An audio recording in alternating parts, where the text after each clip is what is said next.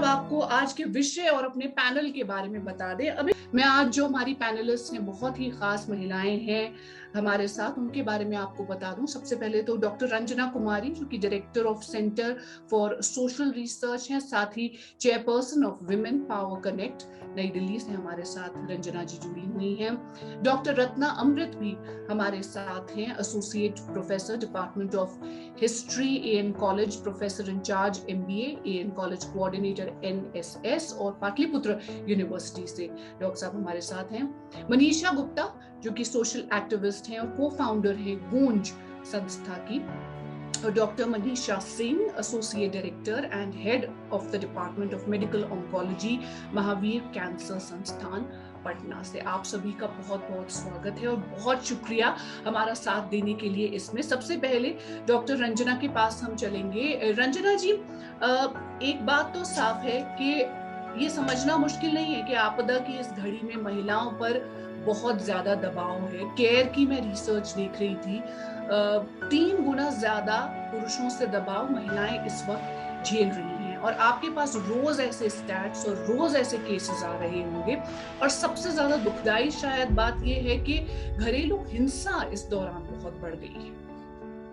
हाँ, बिल्कुल सही कह रही हैं अफशाना आप, क्योंकि हम लोगों की काउंसलिंग सेंटर में जब हम लोग ऑनलाइन हो गए, ये पैंडेमिक डिक्लेयर हुआ और लॉकडाउन हुआ, तो हम लोग ऑनलाइन, हम लोगों को लगता था कि अब हम कम्युनिटी से कैसे कांटेक्ट करेंगे, जिन महिलाओं की हम मदद करते हैं, चाहे उनके मानसिक स्वास्थ्य या हिंसा के मामले में, तो वो हम कैसे कर पाएंगे। लेकिन 3 गुना ज्यादा हमारे पास फोन कॉल्स आई और हमारे पास उसके बाद महिलाएं आई और उन्होंने अपने सारे दुखड़े बयान किए हम लोगों के बीच में।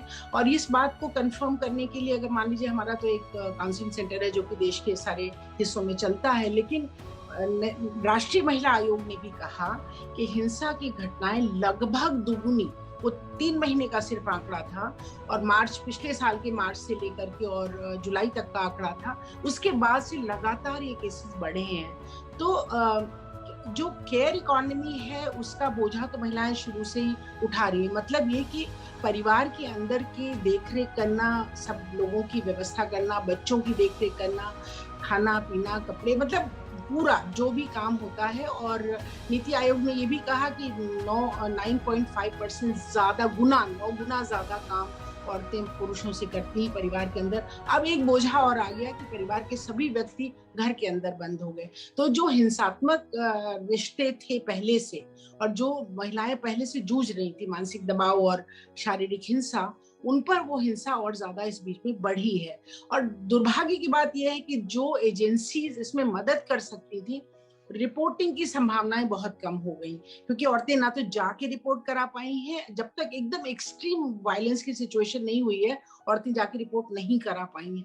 और फिर रिस्पांस तो बिल्कुल ही नहीं रहा है, क्योंकि वो पूरी तैयारी ही नहीं थी कि अभी भी नहीं है। मतलब अब कोई पैंडेमिक तो खत्म नहीं हुआ है और इस बात को स्वीकार किया है, अंतरराष्ट्रीय स्तर पर भी स्वीकार किया गया। ये सिर्फ हिंदुस्तान, पूरी दुनिया में ही हुआ पर हिंदुस्तान में सबसे ज्यादा हुआ है हिंसा।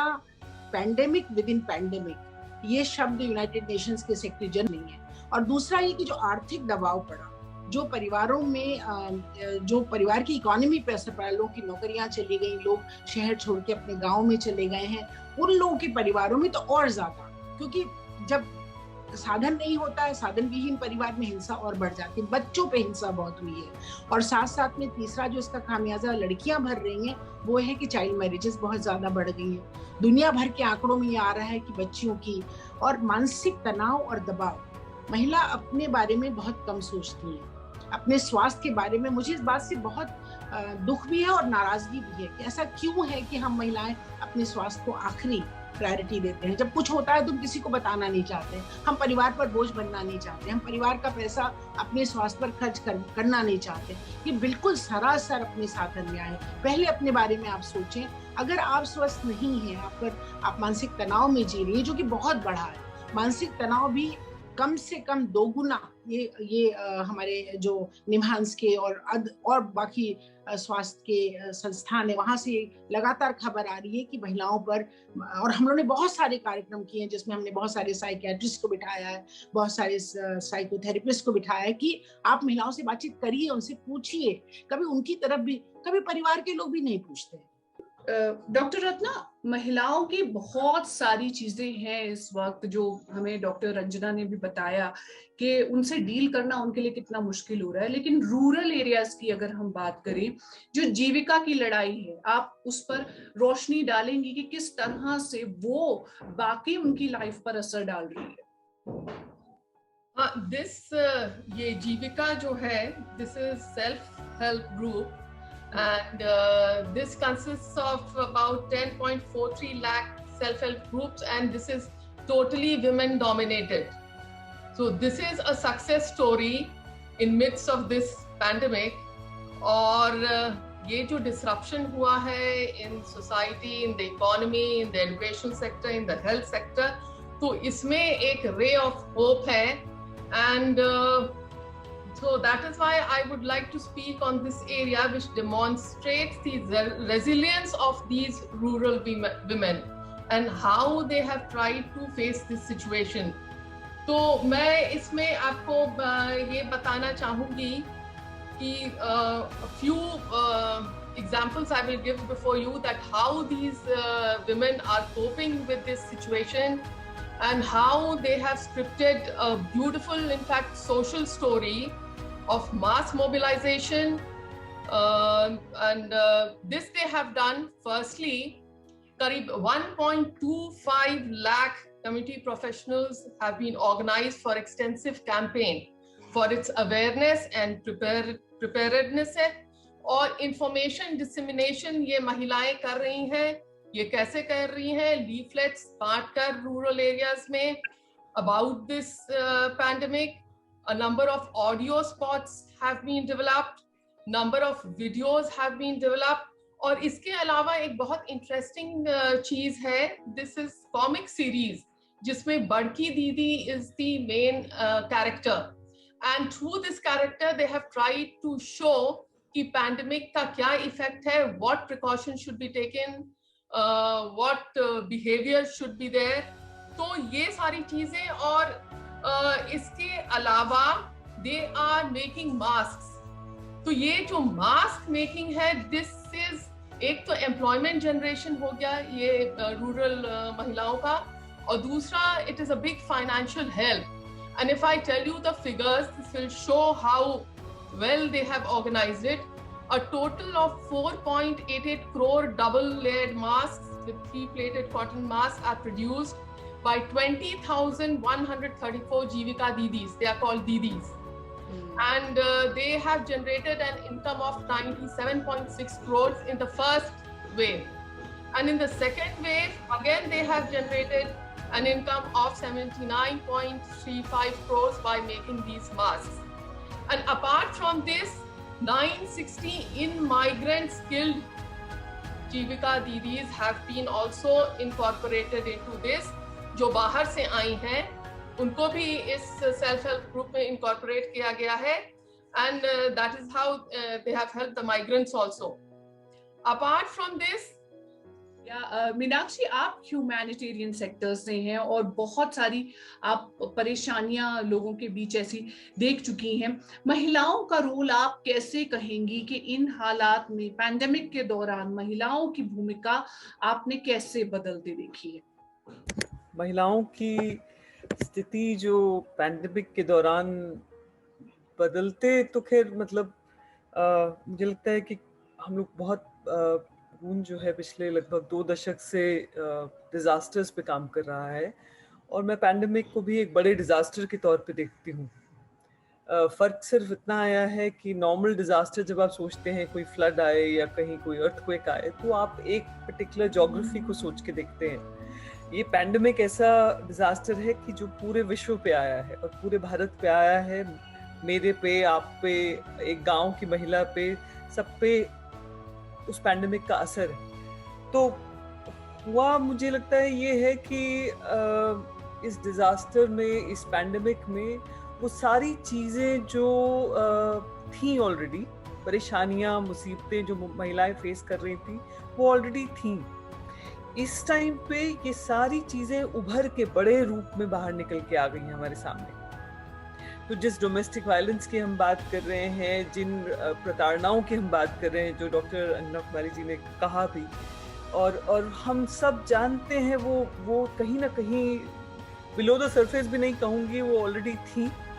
वो एक बड़े रूप में, एक अलग तरह का एक पैंडेमिक महिलाओं के लिए, वो जो pandemic with in the pandemic की बात हुई अभी थोड़ी देर पहले, वो जो है महिलाओं के लिए बिल्कुल उभर के आया, और वो अलग अलग क्षेत्रों में अलग अलग लोगों के लिए, अलग अलग कम्युनिटीज के लिए भी उभर के आया है। तो अगर हम महिलाओं की बात करें और उनके हेल्थ की बात करें, तो हम जानते हैं कि वो तकलीफें जो महिलाएं आज झेल रही हैं, चाहे वो डोमेस्टिक वायलेंस हो, चाहे वो हेल्थ का प्रायोरिटाइज ना किया जाना हो, वो ऑलरेडी हमारे परिप्रेक्ष्य में ऑलरेडी थी, और अब बड़ी हो गई, बहुत बड़े रूप में हमको दिख गई। और अब ये सवाल उठ के खड़ा हुआ है कि हम जब शहरों में, मेरे और आपकी जैसी महिलाएं जब बात कर रही हैं उसके बारे में, तो इसका असर जो है क्या हर महिला पे बराबर हुआ है? मेरा मानना है कि ये असर जो है एक गांव की महिला पे, एक स्लम की महिला पे, एक महिला जो ऑलरेडी काफी चीजों में हमसे कहीं नीचे है, उस पे बहुत ज्यादा हुआ है, हमसे कहीं बहुत ज्यादा हुआ है। उसको बहुत और क्षेत्रों पे लड़ाई लड़ने की जरूरत महसूस हुई है।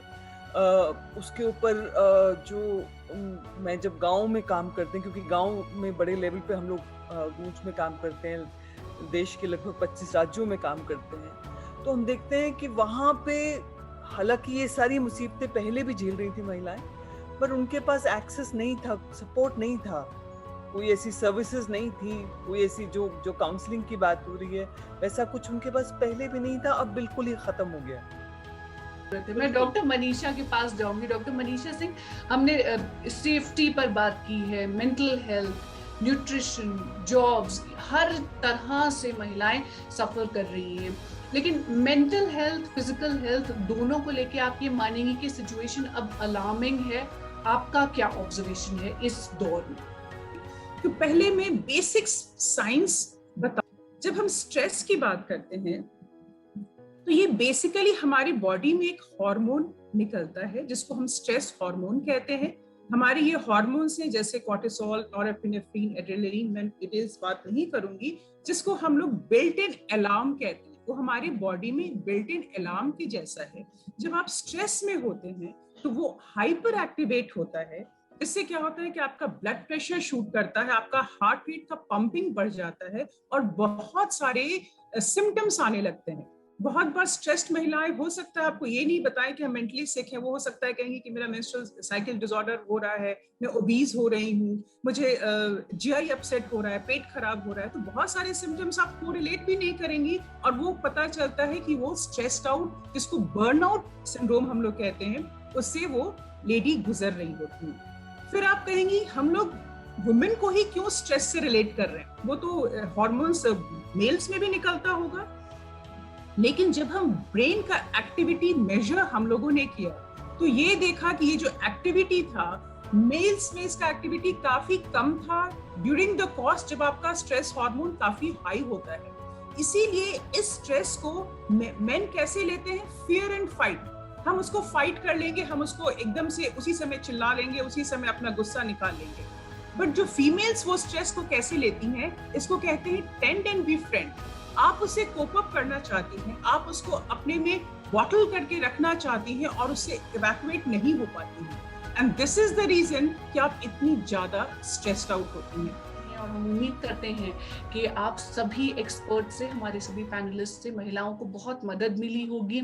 उन्हें ये समझ आया होगा कि कितना ज़रूरी है खुद की केयर करना और एक दूसरे के साथ खड़े रहना।